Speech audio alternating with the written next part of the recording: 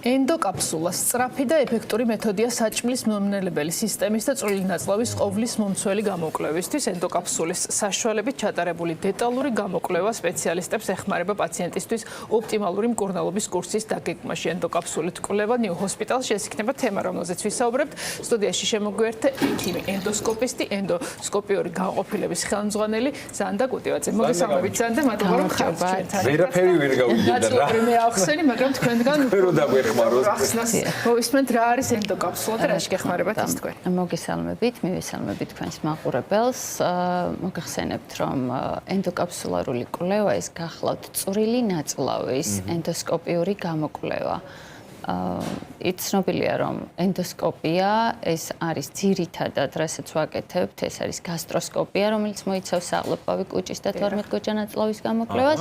არის კოლონოსკოპია, რომელიც მოიცავს მსხვილი ნაწლავის გამოკვლევას, მაგრამ ეს წვრილი ნაწლავის კაფსულარული კვლევა უშუალოდ გამოიგონეს და არსებობს იმისათვის, რომ გამოვიკვლიოთ წვრილი ნაწლავი, რომელიც ვერანაირი მაღალტექნოლოგიური გამოკვლევით ეს იქნება კომპიუტერი, მაგნიტი და ასე შემდეგ.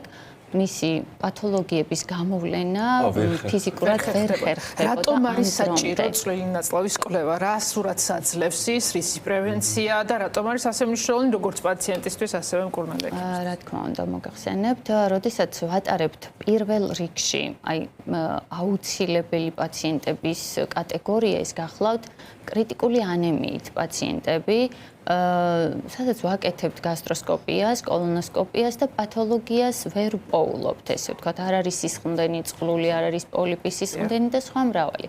ასეთ შემთხვევებში, როდესაც დიაგნოზი გაურკვეველია, ვერ ვმკურნალობთ შესაბამისად პაციენტს, ვერც თერაპიული პროფილით, არ ვიცით რას ვმკურნალოთ და ვერც ქირურგიული პროფილით. ამისათვის ვეძებთ უკვე წვრილ ნაწლავში არსებულ პათოლოგიას. ვატარებთ კაფსულარულ ენდოსკოპიას, ჩვენ უკვე მრავალი წელია ამ კვლევას ვატარებთ, ამიერკავკასიაში მხოლოდ ნიუ ჰოსპიტალში ჩვენს კლინიკაში ტარდება და საკმაოდ ბევრი ნოზოლოგია გამოვლინდა, ძალიან ბევრ პაციენტს დავეხმარეთ, როგორც მკურნალობაში, იყო რამოდენიმე ქირურგიული პროფილი, იყო უმეტესობა ძირითადად თერაპიული პროფილის პაციენტები, რომლებიც აგრძელებენ მკურნალობას უკვე იქ არსებული პათოლოგიების მიხედვით. რა სახის პათოლოგიები შეიძლება არსებობდეს ამ ნაწლავში და ხო ამ კუთხითაც? ნებისმიერი პათოლოგია შეიძლება შეგვხვდეს, რაც შეიძლება შეგვხვდეს საღლობავში, კუჭში, 12 კოჭაში. გვინახავს სიმსივნური პათოლოგია, გვინახავს წყლულოვანი ენტერიტები, ეროზიული ენტერიტები, სისხლძარღვოვანი პათოლოგიები, რომელიც ძირითადად იმ კატეგორიის პაციენტებში გვხვდება, რომლებიც არიან მაგალითად გულის პათოლოგიით დაავადებულები და ისინი მოიხმარენ ხანგრძლივი დროის პერიოდში აი სისხლის გამათხელებელ პრეპარატებს, როგორც არის პლავიქსი, სალერტო, კარდიომაგნილი, კარდიოსპინი და ასე შემდეგ.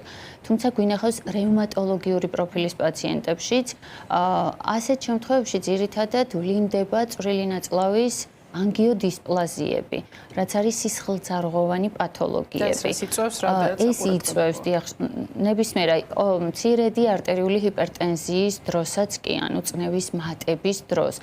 აი ამ დაზიანებული სისხლძარღვიდან, რასაც ჩვენ ვუწოდებთ და ვპოულობთ ენდოკაფსულარული კვლევით ანგიოდისპლაზიებს, შესაძლებელია განვითარდეს სისხლდენა. ეს ანგიოდისპლაზია შეიძლება იყოს ერთი, შეიძლება იყოს ათობით, მრავლობითი და ასე შემდეგ. პრაქტიკაში როგორ გამოიყურება და ეს არის ძალიან საინტერესო. ეს არის როგორ ტარდება, როგორია თვითონ ეს კაფსულა? ენდოკაფსულა ხო რას მოიწერა? კაფსულა. მე როგორც მესმის ეგრე. კაფსულა, აი რომ წარმოიდგინოთ ვიტამინის, მოგრძო ვიტამინის, სადღაც 2 სანტიმეტრამდე ზომის კაფსულა, ჩვეულებრივი, რომლის ერთი ბოლოც აღჭურვილია ვიდეოკამერით და გაჩნი ელემენტიც წყალთან ერთად ძალიან უპრობლემოდ ყლაპავს ამას პაციენტი მოზრდილი თქვა სანამ ამას მივიღეთ. აი როგორია ეს პროცედურულად რამდენ დღეზეა და რას დაპირებებს? სამდღეანია საერთოდ, პირველი 2 დღე არის შესაბამის გარკვეულ საკვებ რაციონს იღებს პაციენტი, რომ დამზოგველ დიეტას ვეძახით, რომ არ გადაიტვირთოს კუჭნაწლავის ტრაქტი და მომზადების წინა დღეს იღებს სპეციალურ პრეპარატს, რაც ცლის, ესე ვთქვათ, მას ფეკალური მასებისგან იცლება ორგანიზმი, ესე ვთქვათ. და სუფთა უნდა იყოს, რა თქმა უნდა, ნაწლავი.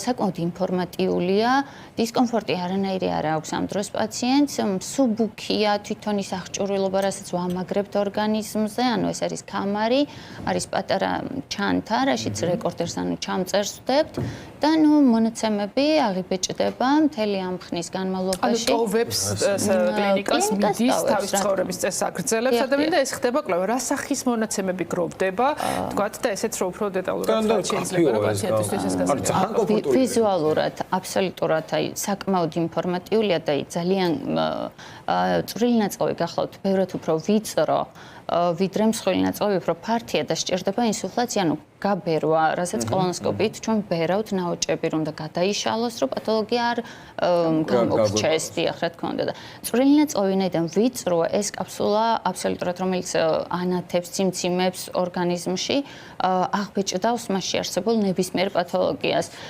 ჩვენთან საკმაოდ ბევრი ისეთი პათოლოგია გამოვლინდა, რომელიც აი მართლა არ ველოდებოდით, დაწყებული სიმსივნური პათოლოგიიდან წვრილი ნაწლავის სიმსივნეც, ნუ მეტნაკლებად იშვიათი პათოლოგია, ვასკულიტები როგორც გითხარით. ეს კვლევა შეიძლება და ისე ვერ გავიგებდით ვერანაირად, როგორც ამ დრომდე იყო უცნობი და აი ვერ ვიგებდით ანემიის რატო თქვათ ხო ვასხავთ სისხლს ასე შემდეგ და მიზეს ვერ პოულობდით. ამან გამოავლინა და ანუ ძალიან საკმაოდ ძალიან ბევრი კმაყოფილი პაციენტი ყავს.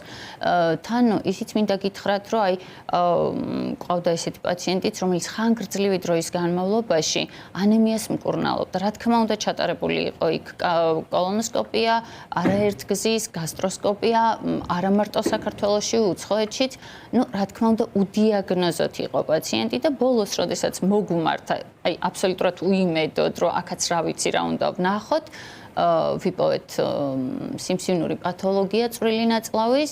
შემდეგ ნუ ქალბატონი წავიდა უცხოეთში, გაიკეთა ოპერაცია, დღეს არის აბსოლუტურად ჯამრთელი, ასე რომ რა არის ნაადრევი დიაგნოსტიკაც ხდება. ხო, და ამის მნიშვნელობაზე ნაადრევი დიაგნოსტიკის მნიშვნელობა ვიცით, მაგრამ ამ შემთხვევაში მაინც რა მნიშვნელობის მატარებელია, ესაც აღნიშნოთ და ზოგადად რა არის ის ნიშნები ხო როცა რა არის ის ნიშნები როცა ტარდება ეს კვლევა? დიახ, ესე იგი აუცილებელი პირობა კაფსულარული ენდოსკოპიის გახლავთ ანემია, სისხლნაკლებობა, რომელიც არ არის ესე ვთქვათ ჰემატოლოგიური გენეზის, ხო?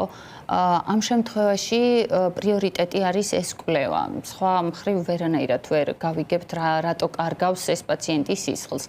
არის პაციენტების ის ნაწილი, სადაც არის გაურკვეველი ეტიოლოგიის ტკივილი მუცლის არეში. არის ფაღარათი, შეუპოვარი.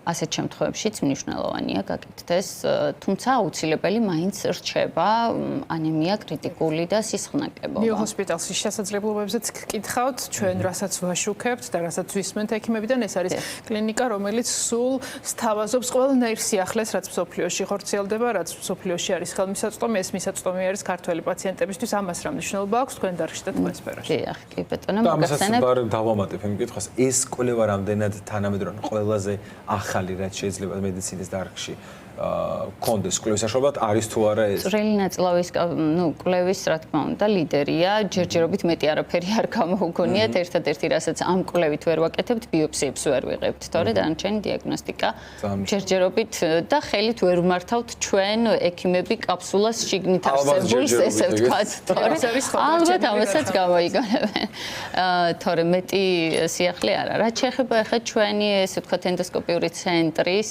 შესაძლებლობებზეც გეტყვით ჩვენი გუნდი დაკომპლექტებულია მაღალკვალიფიციური ექიმებით ჩვენ თავაზობთ პაციენტებს არა მარტო გეგმიურ კვლევებს ეს იქნება ბრონხოსკოპია, გასტროსკოპია, კოლონოსკოპია, დუოდენოსკოპია, არამედ 24 საათის განმავლობაში თავაზობთ გადაუდებელ რეჟიმში ესე ვთქვათ დავეხმაროთ ეს იქნება სისხლდენა, იქნება პაპილოსფინქტეროტომია, რომელიც გახლავთ ნაღლის ერთ სადინარში კენჭის ესე ვთქვათ მოხვედრა, პაციენტი ძლიერი ტკივილი ჩემოდის კლინიკაში და თუ დასტურდება ხოლედოხოლითიაზი, ანუ სანაღლეს სისტემაში ნაღლის ერთ სადინარში კენჭის არსებობა, ამ შემთხვევაში გარეგანი გაჭრის განაკვეთის გარეშე ჩვენ ენდოსკოპიურად ვაკეთებთ კენჭის, ესე ვთქვათ, გამოტანას, რომელსაც ქვია პაპილოსფინქტეროტომია. ასევე ვაკეთებთ, რა თქმა უნდა, ლიგირებას საყლოპავის ვარიკოზულად გაგანიერებული ვენების, რომელიც არის გართულებული სისხლით, რომელიც ასევე 24 საათში უნდა შესრულდეს, ვინაიდან არ გაღრმავდეს ანემია და არ მივიღოთ ჰემორაგიული შოკი. ასე ვთქვათ, საკმაოდ კომპლექსური კი ბატონო. არა მარტო გეგმიური კვლევები. ისმერი პრობლემის შემთხვევაში მიმართოს და კიდე უფრო ფართოვდებით, ვიზრდებით, ვითარდებით და მივყვებით ესე ვთქვათ, სოფლიო დონის ეს არის ნებისმიერი პოტენციური პაციენტისთვის ძალიან მნიშვნელოვანია, სადაც საიმედო ექიმი და ტექნოლოგია გეგულებოდეს. წარმატებებს გისურვებთ. დიდი მადლობა სტენდაპისთვის, მადლობა რომ გვაქვს შესაძლებლობა ამ სიახლეებს და შეთავაზებებს ნიუ ჰოსპიტალსიდან გავეცნოთ და გავაცნოთ ეს ჩვენს მაყურებელს.